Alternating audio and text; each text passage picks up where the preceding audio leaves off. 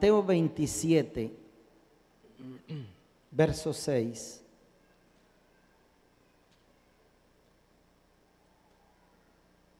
Dice: los principales sacerdotes, tomando las piezas de plata, dijeron: no es lícito echarlas en el tesoro de las ofrendas. Perdón, verso 26. Entonces les soltó a Barrabás, y habiendo azotado a Jesús, le entregó para ser crucificado. Subraye la palabra azotado. Y vamos a orar. Padre, pedimos, precioso Señor, que tu gloria se manifieste en este lugar. Papito Dios, que traigas liberación y que nuestra mente sea transformada por tu Espíritu Santo. Te lo pedimos en el nombre de Jesús. Amén. Hoy vamos a ver el segundo derramamiento de la sangre de Jesús, que es la redención. Estamos en una semana de santificación y de liberación. La segunda ocasión en que Jesús derrama su sangre es cuando su cuerpo es flagelado por el látigo romano. Estudiosos de las Escrituras dicen que Él se iba a desangrar en esa misma noche. Y porque si se moría, se lo cobraban a los verdugos. Entonces dicen los estudiosos de la Biblia que a él lo colocaron en agua con sal, sus espaldas así llagadas, para evitar el desangramiento total. Ahora, cuando uno se pone a mirar todas estas cosas, la verdad es que uno dice, bueno, pero de verdad, ¿por qué la furia entera de la humanidad se descargó sobre Jesús? Note que por eso es que la historia se dividió en dos. O usted vive 2000 y pico de años después de Cristo, y todo lo se marca antes de Cristo. La historia se partió entonces en dos. ¿Y para qué Jesús hacía eso? ¿Por qué, si Él tenía poder? Porque Él tenía el poder. Estando en la cruz, uno de los ladrones que estaban al lado de Él le dijo: si eres el Hijo de Dios, sálvate a ti mismo y sálvanos a nosotros. Y Él le dijo: si yo quisiera, llamaría una legión de ángeles y vendrían y me salvarían. Si Él quisiera, Él es el Todopoderoso. Él es el Hijo de Dios, quien detenía los vientos huracanados, los mares, que con una sola palabra decía: calla. Quien venció a la muerte y la vencía en vida, y decía a la muerte: resucita, Lázaro, Talita, levántate. Al hijo de la viuda que estaba muerto le dijo: levántate, muchacho, y anda. ¿No tendría acaso poder para detener tanto castigo? Sí lo tenía.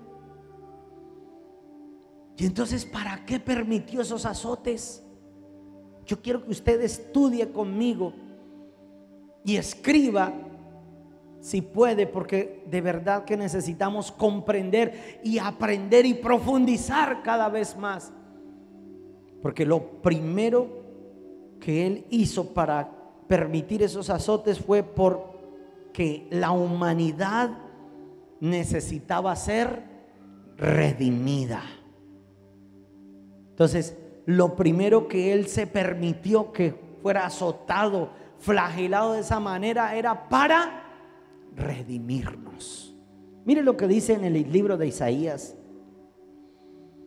en el verso 5, dice: mas Él herido fue por nuestras rebeliones. ¿Sabe qué significa la palabra redención? significa pagar un precio para que uno que ha sido esclavo sea libre. Eso significa la palabra redención.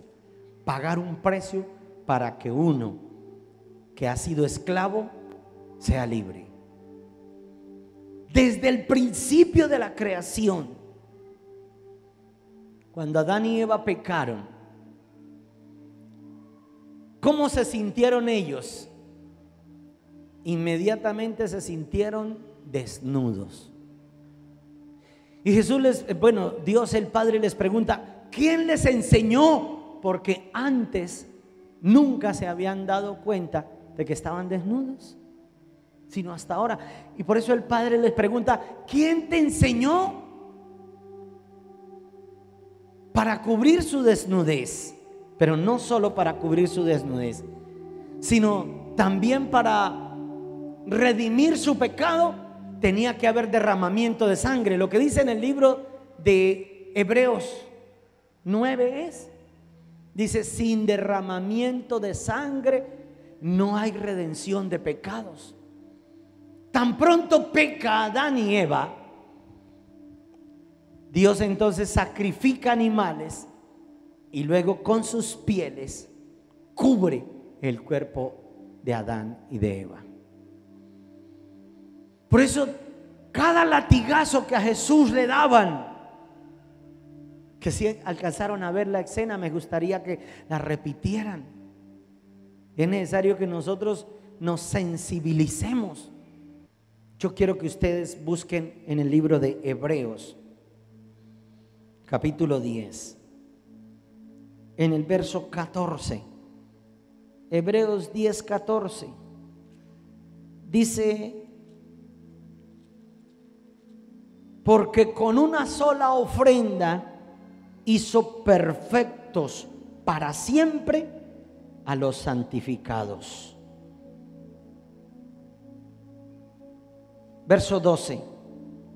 Pero Cristo, habiendo ofrecido una vez para siempre un solo sacrificio por los pecados, se ha sentado a la diestra de Dios. ¿Sabe que anteriormente se tenían que sacrificar entonces animales y se derramaba la sangre de los animales, y por esa sangre cogían y con 7 derramamientos que se hacían ante el pueblo, ellos eran expiados sus pecados, eran redimidos? Pero resulta que esa ofrenda se convirtió en una costumbre. Entonces cada año ellos tenían que sacrificar un cordero, inmolarlo, hacer el sacrificio, derramar la sangre. Entraba el sacerdote al lugar santísimo, pero ya después ni el mismo sacerdote se santificaba. Aunque pedía perdón por el pecado de ellos y por el de sí mismo, lo convirtieron fue como en un ritual. Se volvieron religiosos. Perdió la esencia, la ofrenda que satisfacía el corazón del Padre. Y ya lo hacían era por rituales, por costumbres. Por eso usted puede ver en el libro de Isaías y aún el de Malaquías, los profetas, ellos decían: me aborrezco sus sacrificios, sus lunas nuevas, sus días de reposo, porque no lo hacían arrepentidos, sino lo hacían era como un ritual, como cuando uno antes iba a la iglesia tradicional, se sentaba los 30 minutos, pero salía tal vez hasta peor, ni le prestaba atención a lo que decían. Así se volvió el sacrificio. De modo que esas ofrendas ya no satisfacían el corazón del Padre. Y usted podrá leer entonces en Isaías capítulo 6, cuando se escucha la voz en el cielo para redimir la humanidad, ¿qué haremos? ¿Quién irá por nosotros? Y Jesús se levanta y dice: heme aquí, Padre, yo iré, envíame a mí, yo haré el sacrificio, derramaré mi sangre para poder satisfacer el corazón del Padre. Entonces el segundo motivo por el cual nosotros amamos la sangre, por el derramamiento por causa de sus azotes, es porque se presentó Jesús como una mejor ofrenda ante Dios el Padre. Tercera motivación para él permitir ser lacerado de esa manera era para cubrir nuestros pecados, para cubrir nuestra desnudez, para darnos cobertura a nosotros por esa sangre. De modo que cuando una persona está cubierta por su sangre, no va entonces a tener ninguna duda de que sea salvo. El otro día alguien me preguntaba, bueno, ¿y si a usted le dijeran cuando llegue al cielo, por qué motivo tengo que dejarlo entrar a usted? ¿Usted cómo se puede justificar ante los ángeles o ante el juicio del trono de Dios? Tal vez usted no podrá decir, bueno, yo iba a la misión carismática, o yo era amigo del pastor. Ni siquiera va a tener validez que dijera, yo era de los 12 de fulano de tal. Nada basta. Nada basta. Lo único que satisface el corazón de Dios es la sangre del Cordero. De modo que cuando usted, si algún día se presenta ante el trono de Dios y le pregunten por qué cree que usted debe entrar al cielo, usted dirá, porque yo acepté el sacrificio de la sangre de Jesús. Y está escrito, y Dios no puede faltar a su palabra, que por sus llagas nosotros fuimos redimidos, que por sus azotes fueron cubiertas mis rebeliones. Ahora, el problema está cuando uno toma la sangre de Jesús como trapo de inmundicia, que sabiendo que es la única manera de ser redimido, entonces peca y luego reza, empata. Y cada rato entonces invoca la sangre del Cordero, invoca la sangre del Cordero, invoca la sangre del Cordero, pero no tiene un genuino arrepentimiento. Y ahí Dios dice, no opera en la ira del hombre la justicia de Dios, porque no podemos tomar su sangre como trapos de inmundicia. Entonces, la tercera motivo por el cual Jesús permitió que le laceraran de esa manera era para cubrir nuestro pecado. Ahora, yo quiero explicarles esto. Cuando Jesús está muriendo en la cruz, Él hace un cuestionamiento porque Él estaba en la carne. Y Jesús pregunta al Padre, Padre, ¿por qué me has abandonado? Los teólogos llegan a la conclusión de que Dios el Padre jamás abandonó al Hijo.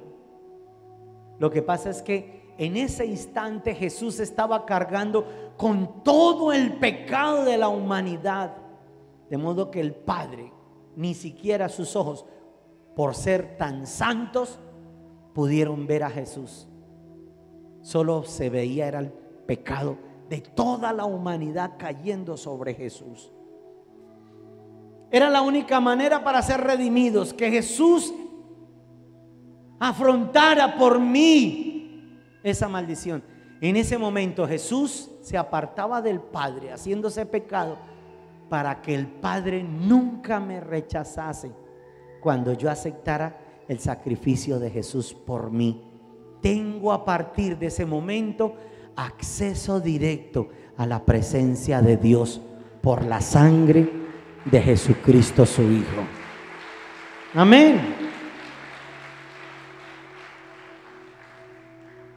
Y cuarto, el cuarto motivo por el cual Jesús permite ser azotado era para sanarnos.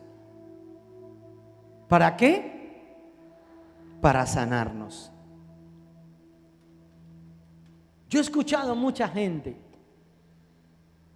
que cuando están enfermos, ellos dicen, eso es una prueba de Dios. Es posible. Tal vez si usted era como Job, porque Job Sí fue por una prueba de Dios. Recuerde que Job tal vez era un hombre santo. Pero Satanás, cuando Dios se sintió orgulloso de Job, porque Dios dijo a Satanás, le dijo: ¿has visto mi siervo Job, que no hay otro como él, tan íntegro, tan recto? Satanás entonces le dijo: piel por piel, ¿cómo no te adorará si le has cercado de bendiciones? Pero quítale las bendiciones y verá cómo reniega de ti. Y Dios le permite a Satanás, porque no puede el diablo tocar a un verdadero hijo de Dios sin la autoridad de Cristo.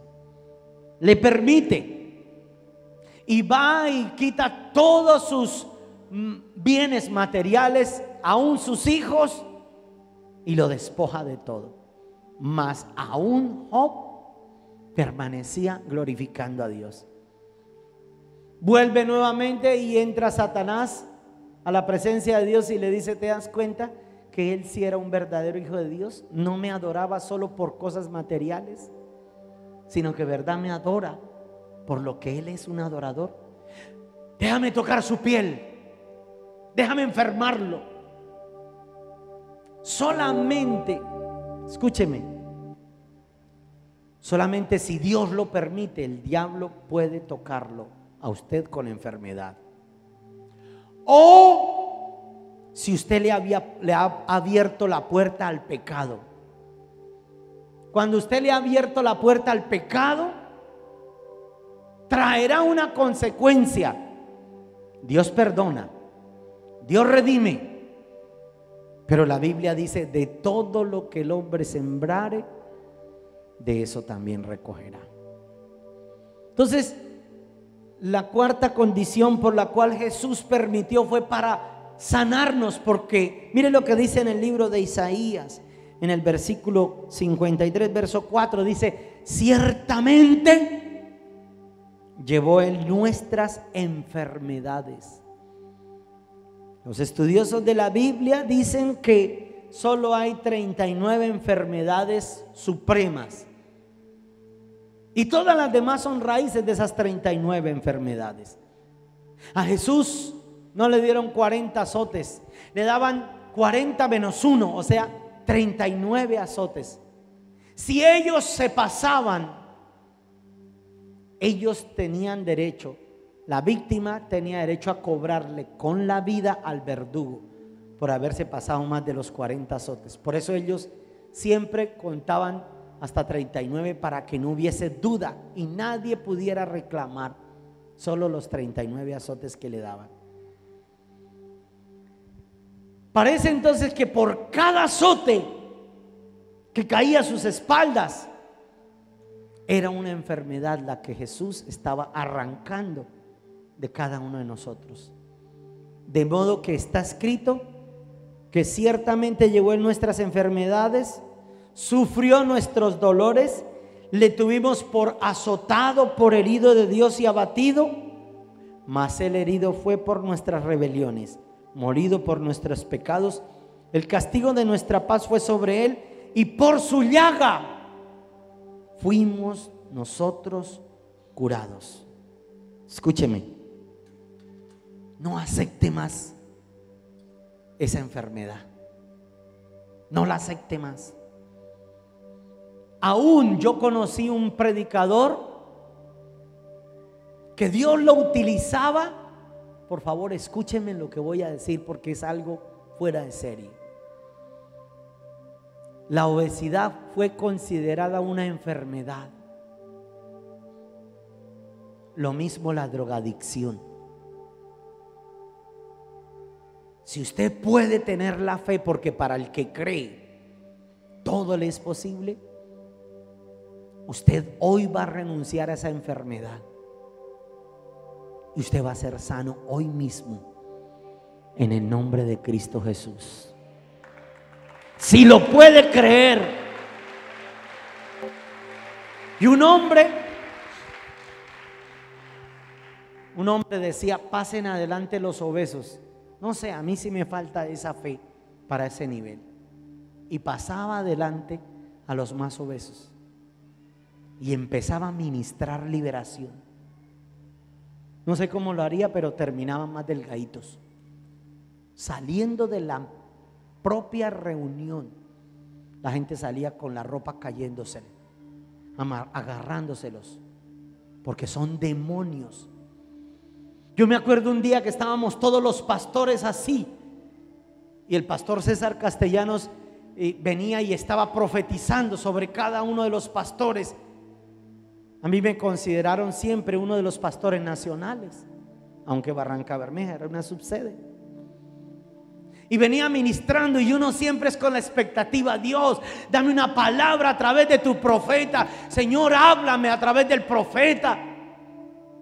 Estaba yo esperando con los brazos abiertos, y de un momento pasa, me pone las manos en la cabeza y dice: espíritu inmundo de sobrepeso, sal de este hombre, déjalo libre. Y siguió de largo. Yo pesaba 125 kilos. Es un demonio, es una enfermedad, y usted no la tiene por qué aceptar más, y tampoco tiene que seguir abriendo. Mejor ayune y verá cómo esa enfermedad desaparece en el nombre de Jesús.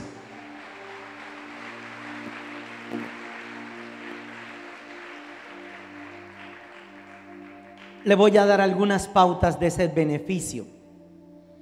Si usted aplica la sangre que Él derramó de sus espaldas, porque note que cada derramamiento de sangre trae una liberación.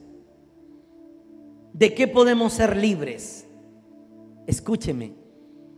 Si al yo aceptar la redención, ¿qué significa?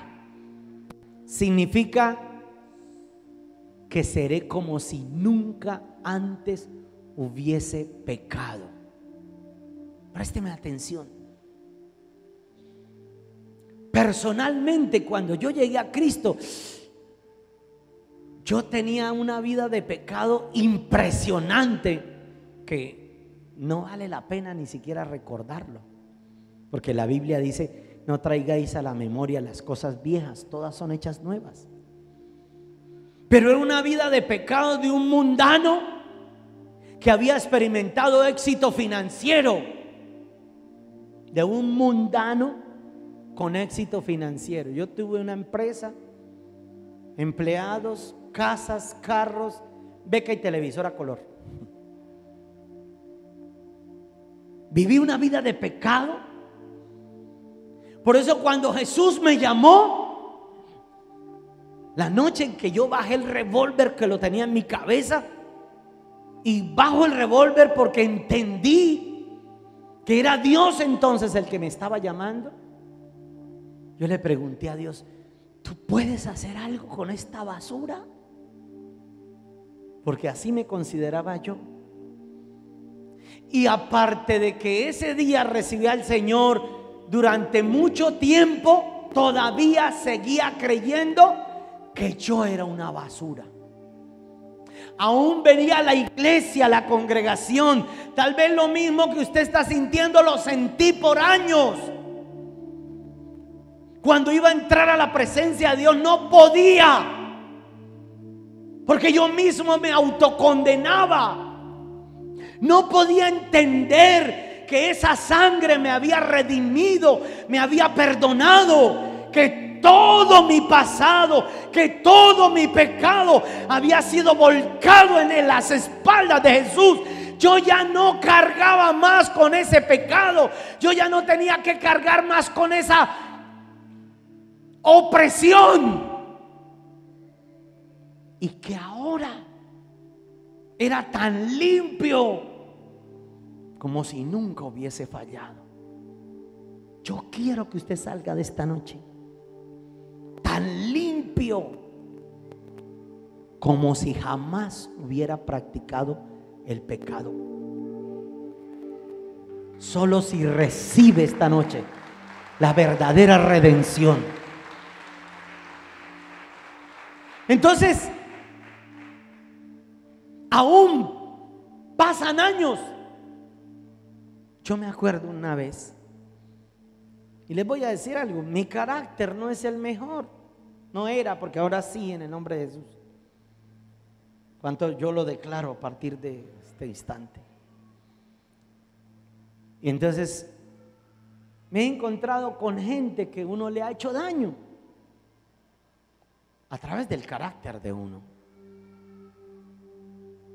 Y una vez me cogieron unos tipos y me hicieron sentir tan mal, tan pecador, ya siendo pastor. Me decían, es que usted hace esto, y usted esto, y usted esto, y usted hace esto, y usted esto. Me hicieron sentir tan mal,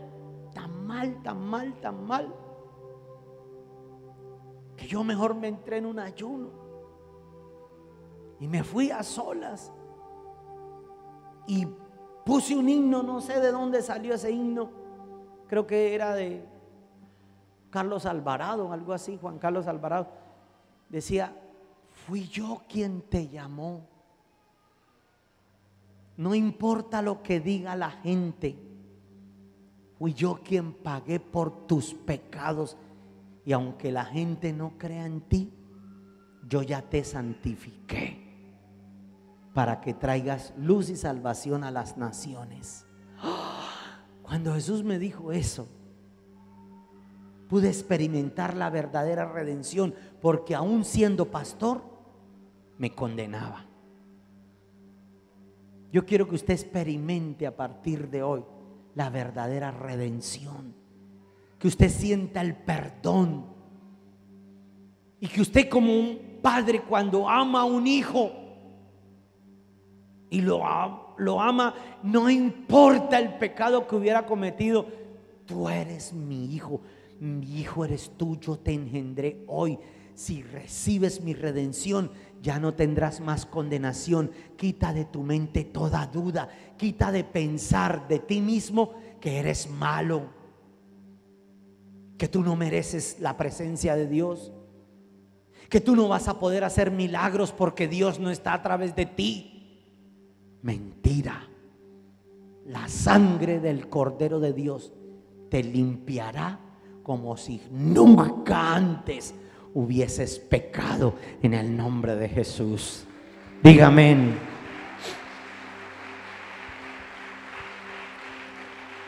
¿Qué más? Cuando apliques la sangre de sus espaldas, vas a poner tus manos en cualquier enfermedad que hayas tenido. Azúcar en la sangre sale en el nombre de Jesús. ¿Saben que la enfermedad es un espíritu? Dice las Escrituras que Jesús vio en una oportunidad una mujer así encorvada, y lo que Jesús le dice es, Él no le dice levántate y anda, sino que mira a la mujer y le dice, espíritu inmundo de enfermedad, sal de ella ahora mismo. E inmediatamente la mujer se incorpora. Como en el valle de los huesos secos. Cuando los huesos secos empezó Ezequiel a profetizar, dice que se oyó un sonido, un ruido. Los huesos secos sonaron y empezaron a ser vivificados. En la medida que yo estoy ministrando por el Espíritu de Dios, ese espíritu inmundo de enfermedad está saliendo, y lo profetizo en el nombre de Cristo Jesús. No importa cuál enfermedad sea, ahora mismo está saliendo. Y por esa sangre va a suceder algo más cuando apliques esa sangre. Siempre vas a estar cubierto Escúchenme, porque la gente a veces, pastor, es que al lado mío vive una bruja y me está haciendo brujería y los hechizos me están enfermando. Por esa sangre, al ser redimido, cuando usted aplica esa sangre sobre su vida y es borrado todo su pecado, dice la Biblia que nosotros ahora tenemos olor a vida para Cristo, pero olor a muerte para los demonios. ¿Qué quiere decir eso? Que así en su propia casa viniera a vivir un brujo, un chamán, un satanista, contra Israel no hay hechicería, contra el pueblo de Dios no puede. Cuando Dios me empezó a usar a mí en Bucaramanga y empezó a crecer la iglesia, la red de jóvenes, venían y entraban los satanistas en plena reunión de jóvenes y empezaban a hacer musarañas con las manos y hacer rezos y rituales raros. Y una pelada que antes era de la iglesia y ahora era satanista, imagínense eso. Judith se llamaba, una morena. Un día le empecé a ministrar liberación y empezó a confesar y dijo: pastor, es que los satanistas están ayunando por usted. Imagínense, eso sí ayunan por los siervos de Dios. Y me decía: declararon 7 días de ayuno solo por usted. Yo dije: se van a morir de hambre los desgraciados, porque contra mí, por causa de la sangre que Jesús derramó en sus espaldas, hay cobertura. No tienen poder ninguno, ni el ocultismo, ni el satanismo, ni la brujería, ni la hechicería, ni la enfermedad, ni la condenación. Dígame y denle un aplauso más fuerte al Rey.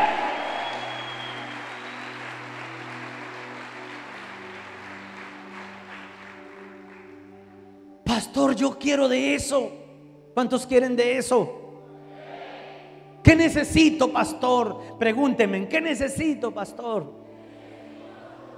Un genuino arrepentimiento. Que usted esta noche,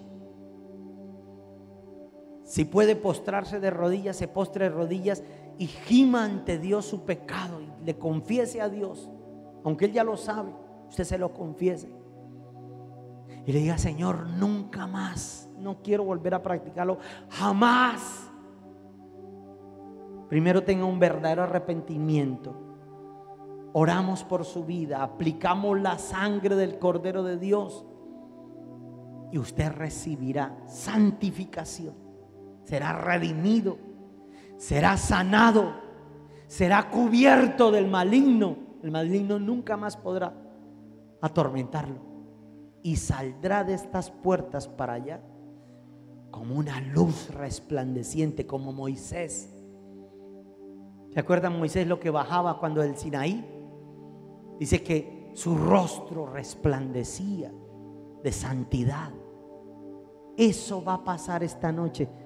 Si usted arrepentido viene hoy a los pies de Cristo y le dice: Señor, perdona mi pecado y no lo acepto más, nunca más lo volveré a practicar. Dios operará, le redimirá, le libertará. Te convertirás entonces en un verdadero hijo de Dios.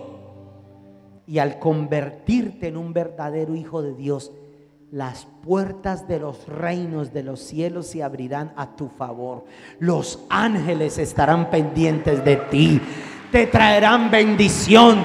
Los cuervos te traerán comida. Los cielos serán abiertos para tu vida en el nombre de Jesús.